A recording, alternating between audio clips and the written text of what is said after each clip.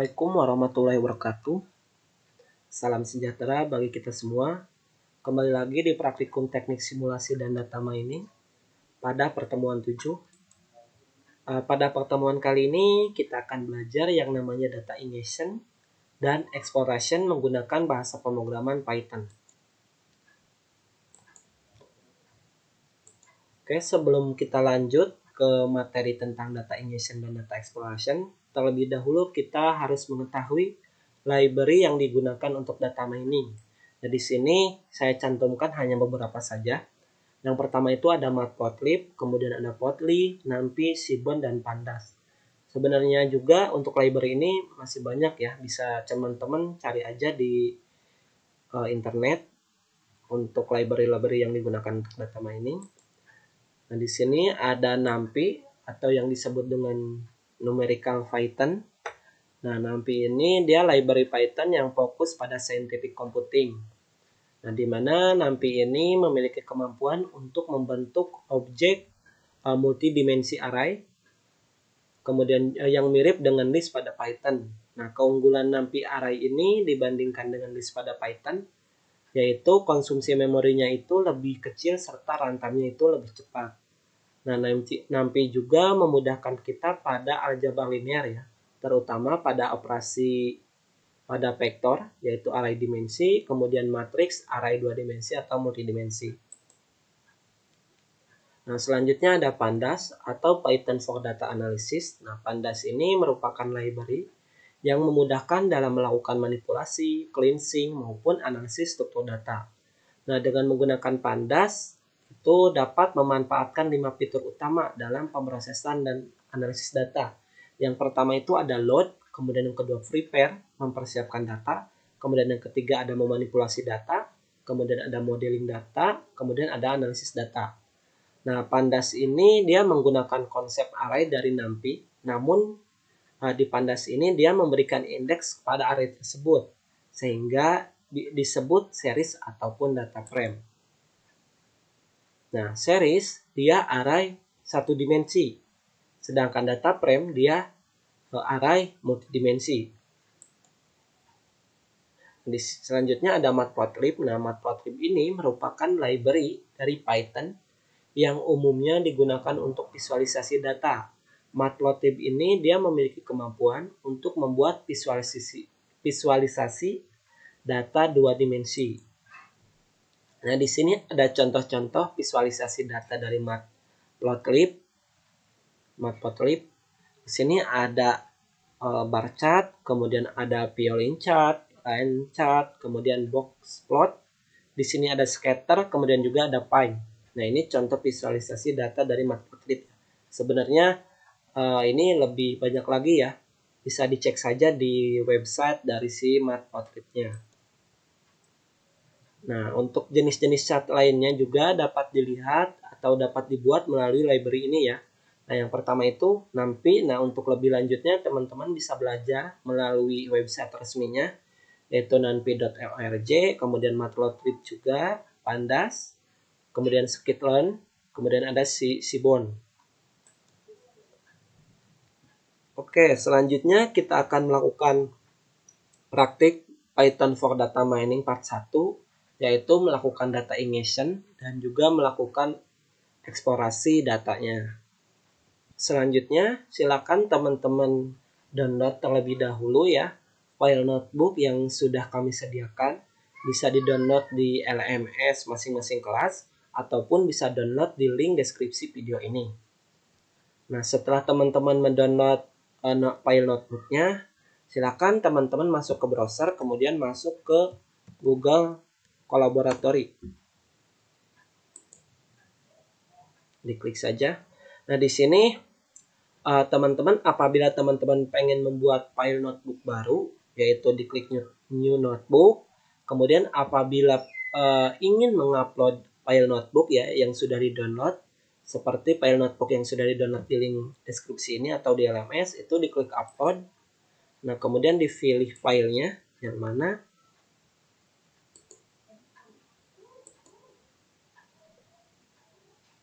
Kemudian ditunggu saja prosesnya sampai selesai, sampai notebooknya terbuka.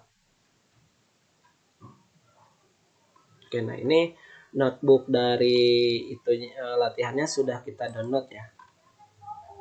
Di sini juga sudah dijelaskan ya, library Pandas, kemudian juga NumPy dan juga Matplotlib. Nah, pada proses data mining itu kan memiliki banyak proses ya. Yang pertama itu ada data ingestion, exploration atau data cleaning, kemudian ada preprocessing, data mining, evaluation atau analisis, dan kemudian juga ada optimization. Nah, pada pertemuan kali ini, seperti sudah bilang di awal, bahwa untuk proses data mining sendiri, yang akan kita pelajari yaitu data ingestion dan exploration atau data cleaning. Nah, data ingestion ini adalah tahap untuk mengambil data dari sumber untuk diolah. Nah, pada pertemuan ini kita akan menggunakan sumber datanya itu dari UC Machine Learning. Yang mana dataset yang akan kita gunakan itu Iris. Nah, untuk mengakses data Irisnya bisa diklik link di sini, sudah kami cantumkan. Nah, ini Iris ya. Nah, apabila teman-teman ingin mendownload datasetnya itu klik data folder ya. Kemudian Iris data, kemudian Iris data ya untuk mendownload si datasetnya. Nah, sebelum kita lanjut melakukan proses data ingestion dan data exploration, tentunya terlebih dahulu kita panggil dulu ya library yang akan kita gunakan, di mana kita import pandas spd import numpy snp, kemudian import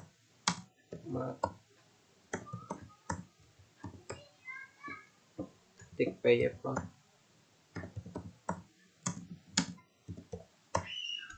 Nah, ini untuk mengerannya bisa diklik ini ataupun menekan tombol enter plus shift. Nah, import sendiri ini kurang lebih hampir sama kayak include ya, include di bahasa pemrograman C++ ya.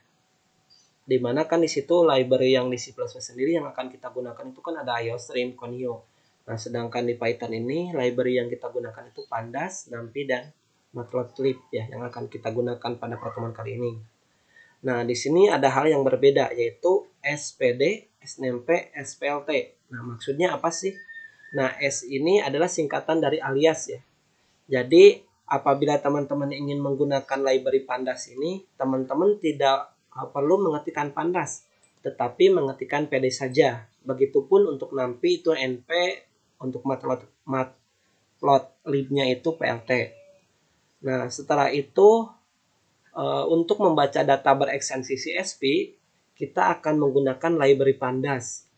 Nah, untuk library Pandasnya itu kita menggunakan perintah dari read CSV-nya ya. Nah, berarti kita import terlebih dahulu untuk perintah read CSV-nya. Berarti from Pandas import tambahkan read atau masukkan read CSV. Oke, sudah. Nah, ini ketikkan kode ini. Sini. Nah, untuk variabel fat ini kita akan menampung data iris ya. Kemudian juga untuk variabel atributnya ini, variabel atribut yang ini, kita akan menampung kolom-kolom yang merepresentasikan data iris. Nah, untuk mengecek kolom-kolomnya itu apa saja bisa diklik di sini ya. Di data irisnya sendiri itu ada sepalength, sepalwidth, petalength, petalwidth, dan juga ada kelasnya ya. Jadi ini atribut informationnya, yang atribut ini disesuaikan dengan atribut informationnya. Nah, di sini kita untuk file si data irisnya sendiri kita ambil melalui linknya. Jadi kita tidak perlu mendownload terlebih dahulu.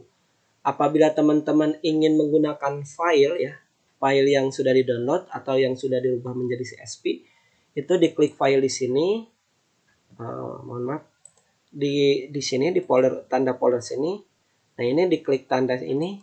Nah, teman-teman silakan upload filenya terlebih dahulu, misalkan file apa yang mau digunakan. Kemudian open, dan nanti kalau muncul di sini berarti sudah terupload. Nah, itu kalau misalkan menggunakan file ya. Berarti diketikkan di sininya juga dia filenya itu dia nama file kemudian nama extensionnya. Misalkan iris.data atau iris CSV. Tapi pada pertemuan kali ini kita langsung memasukkan linknya. Jadi langsung kita download di Google Colab-nya ini. Nah, kemudian juga di sini ada variabel dataset ya.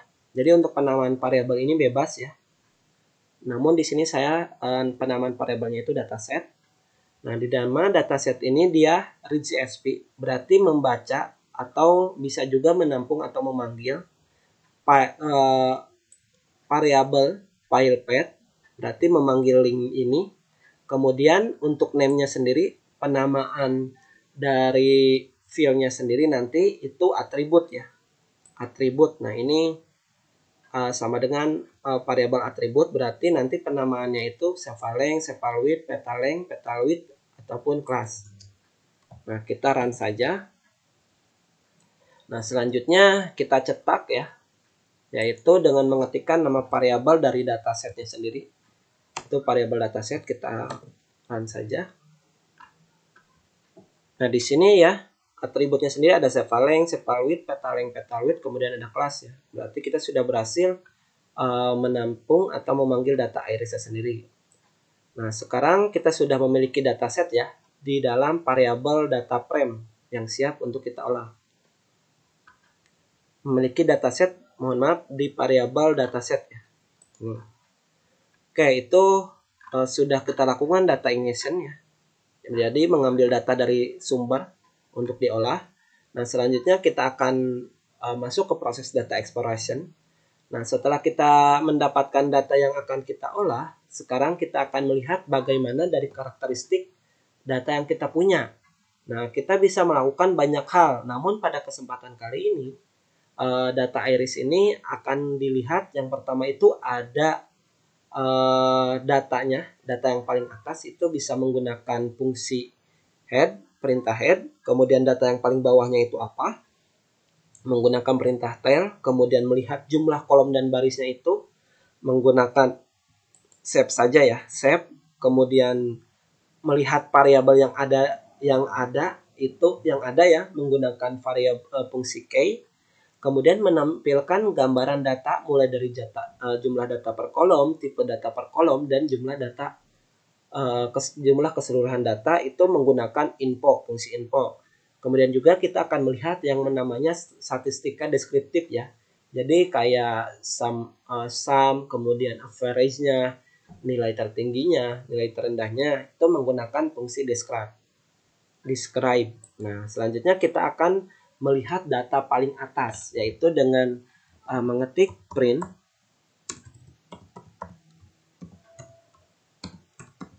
dataset titik head. Ini sudah tampil, ataupun bisa juga kita langsung dataset titik head. Nah, ini sama aja. Nah, bagaimana sih kita pengen melihat datanya itu, data yang paling atasnya itu hanya 5 data saja ataupun 10 data saja yang kita tampilkan. Nah, misalkan berarti kita klik dataset, print dataset. Nah, kemudian di sininya dimasukkan mau berapa datanya. Misalkan di sini saya ingin menampilkan datanya itu 10 data dari paling atas ya. Nah, ini dia dari indeks 0 kan, 1, 2, 3, 9. Nah, ini seperti tadi pun bisa seperti ini, tanpa print pun bisa. Ini juga bisa ya untuk datasetnya. Memanggil dataset paling atas 10 data. Kalau misalkan ingin 5 data berarti kita masukkan 5. Ini sudah ya. Nah, selanjutnya kita akan melakukan atau menampilkan data terbawah ya, yaitu kebalikan dari head ya. Nah, itu berarti sama saja, hanya fungsinya saja yang berbeda. Nah, ini tail ya. Ini bisa seperti ini pengetikannya ataupun bisa langsung print cetak gini ya. Nah, kalau misalkan ingin 5 data bisa juga ya. T5. 5 data terbawah ya. Ini 5 data terbawah. Nah, itu kita sudah coba mempraktekkan cara melihat data teratas dan data paling bawah. Nah, selanjutnya kita akan melihat kolom dari datasetnya sendiri. Jadi di dataset ini dia ada kolom apa-apa aja. Apa saja nih? Oke, kita cetak saja print dataset titik. Oke. Nah, ini muncul ya indeks sepaleng, jadi kolom yang ada di dataset ini karena kita udah kasih nama ya atributnya, kolomnya yaitu sepaleng, sepalwidth, petaleng, petalwidth dan kelas. Di mana tipenya ini dia objek ya. Nah, tambah kode misalkan seperti ini juga sama dataset. Oke.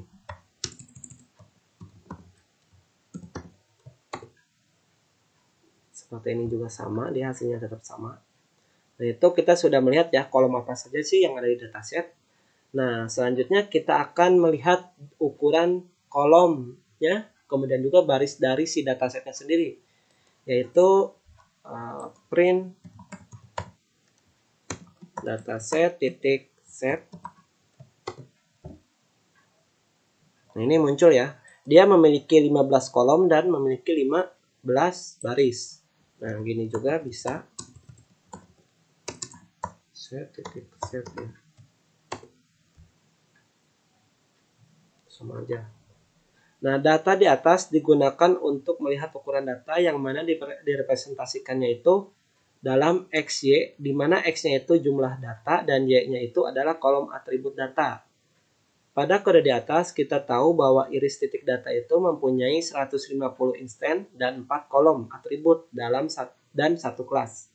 Tuh, berarti 15 ini dia jumlah datanya, X-nya, kemudian Y-nya ini dia adalah kolom atributnya, di mana ada 5 kolom atribut ya. Dicek di atribut information-nya ada 5 ya. 4 untuk sepaleng, sepalwidth, petaleng, petalwidth, kemudian yang kelimanya itu dia kelas. Nah, selanjutnya juga kita akan melihat informasi ya, seperti jumlah data, kemudian jumlah kolom, hingga tipe data dari datasetnya sendiri. Nah, ini print dataset titik info. Nah, ini di sini memori yang digunakan itu 6,0 KB. Kemudian data tipenya itu ada plot ya. Plotnya ini ada 4 data. Berarti yang dari 01 sampai 3 itu tipe datanya plot. Dan di sini ada objek ya. Atau bisa juga string ya. Nah, ini hanya satu kolom. Terus juga di sini ada limit 150 data ya. 150 entry. Dari 0 sampai 145 ya untuk indeksnya. Kemudian juga ada total 5 kolom. Nah, ini kita bisa seperti ini juga. Info. Ini hasilnya tetap sama ya. Oke, selanjutnya kita akan melihat dari statistik deskripsi suatu data. Nah, itu seperti nilai tertinggi, nilai terendahnya, kemudian average-nya, jumlah datanya totalnya semua berapa. Nah, itu dengan mengetikkan dataset titik describe.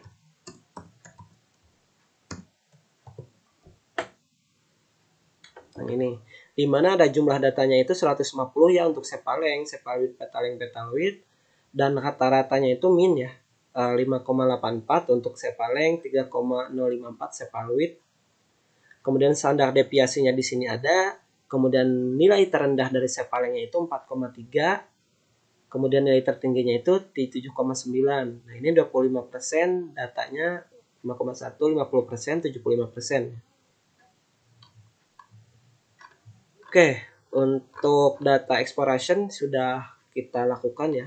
Nah, selanjutnya kita akan melakukan masuk ke proses visualisasi data. Nah, di mana yang pertama yang kita lakukan itu visualisasi dengan Pandas. Jadi kita akan menampilkan histogram grafiknya. Nah, ini ditampilkan dengan Matplotlib karena di atas sudah diupload, ya perlu import. Ini menggunakan Pandas ya. Ini menggunakan Matplotlib. Matplotlib ya. Menggunakan Matplotlib, mohon maaf. Di sini ada yang salah. Matplotlib print. Kita panggil nama variabel dari yang menampung datasetnya, yaitu variabel dataset ya. Kemudian titik plot, kita menampilkan plot.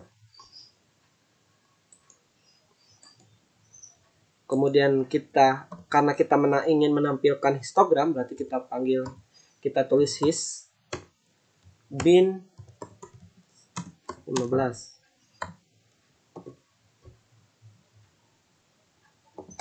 Ini bins itu lebih ke ukuran mungkin.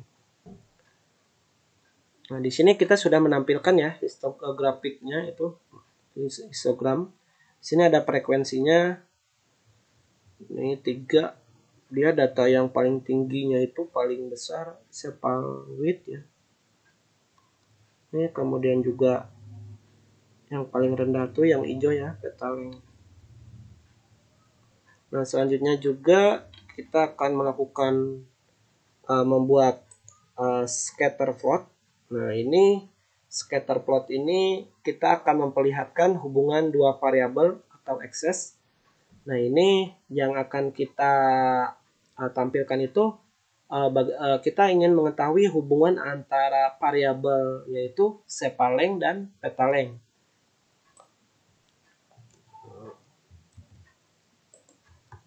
Karena ini scatter, kemudian X-nya itu sepaleng ya, Y-nya itu petaleng.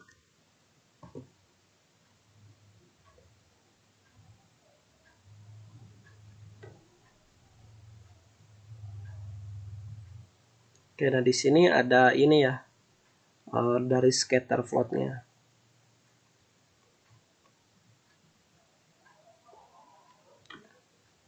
Nah, bisa juga dia seperti ini ya.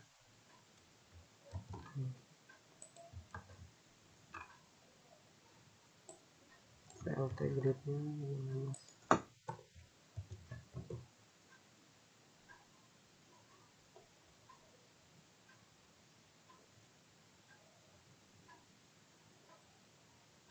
Itu ada beberapa data dia ini, kemudian juga ini tinggi ya. Tuh. Kemudian juga kita akan melakukan visualisasi dengan Seaborn. Nah, ini Seaborn ini turunan dari Matplotlib ya. Namun menyediakan plot atau grafik yang lebih cantik ya. Cara penggunaannya pun kita import terlebih dahulu ya. Si library Seaborn-nya, import Seaborn SSNS.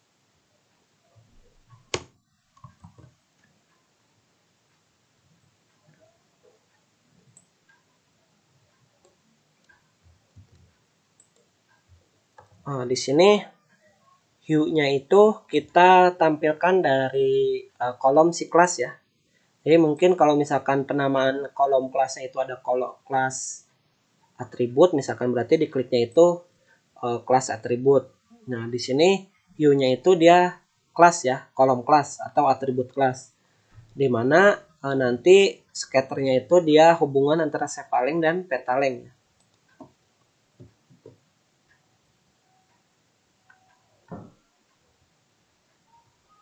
Ini bisa dilihat ya, bahwa iris sentosa itu dia range antara sepalengnya itu dia dari 4 sampai 6 ya, nilai dari iris sentosa. Sedangkan untuk petaleng itu dia dari 1 sampai 2. Nah, kalau untuk kelas yang versicolor ini dia range petalengnya itu antara dari 3 sampai 4 ya. 3 sampai 4,5 kayaknya untuk iris versicolor ya, nilai petalengnya. Dan untuk nilai sepalengnya itu antara dari 5 sampai 70. 7 dari 5 sampai 7, mohon maaf. Nah, kalau untuk iris virginica itu nilai petalengnya itu biasanya dari 5 sampai 7 ya. Di sini ada di luar ya, di luar kumpulannya dia 1 sampai 7. Dia untuk petalengnya untuk kelas Iris virginica. Kemudian untuk sepalengnya sendiri dia dari 5 sampai 8 untuk ukurannya. Itu. Ini biar bisa dilihat ya. Petaleng untuk Iris virginica tuh dia nilainya berapa sih range-nya. Kemudian Iris sentosa itu dia range nilai sepalengnya itu dari berapa. Nah, ini bisa dilihat di sini ya. Oke, mungkin untuk referensinya di sini saya menggunakan Hybrid, Medium, UC Machine Learning, dan ada Wahyu Teguh ini untuk referensinya. Oke, mungkin untuk Python for Data Mining Part 1, yaitu melakukan data ingestion dan data exploration, itu sudah kita pelajari. Nah, apabila teman-teman ada yang ingin ditanyakan atau ada yang ingin diskusikan, bisa ditanyakan di kolom komentar video ini, ataupun bisa ditanyakan di forum diskusi LMS, dan juga bisa ditanyakan di forum WA Group.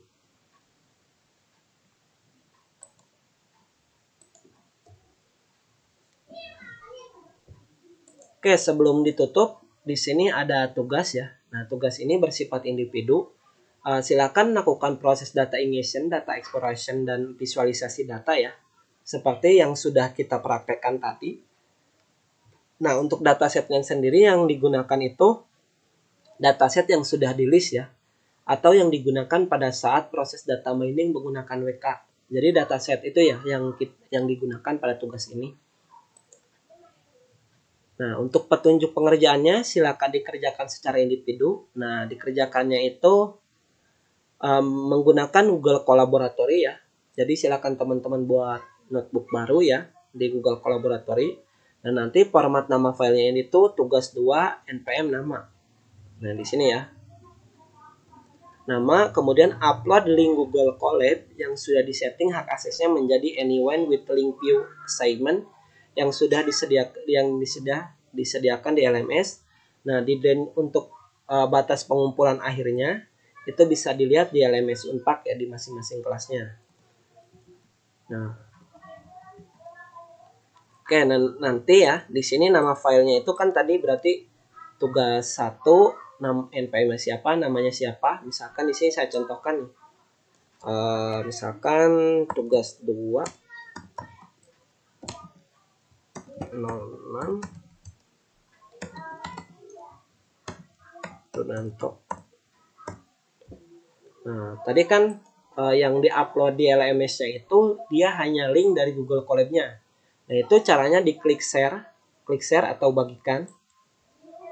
Kalau yang menggunakan Google Collaboratory bahasa Indonesia. Nah, di sini di change to anyone aja. Nah, ini kita anyone with link-nya kita ubah terlebih dahulu. Itu anyone with link ya, jangan restrike. Nah, ini hak aksesnya hanya melihat saja. Nah, ini di copy linknya, kemudian diklik down. Nah, kita kan sudah ngopi nih link dari Google Colab-nya. Nah, itu nanti teman-teman silahkan langsung di-upload linknya itu di LMS-nya.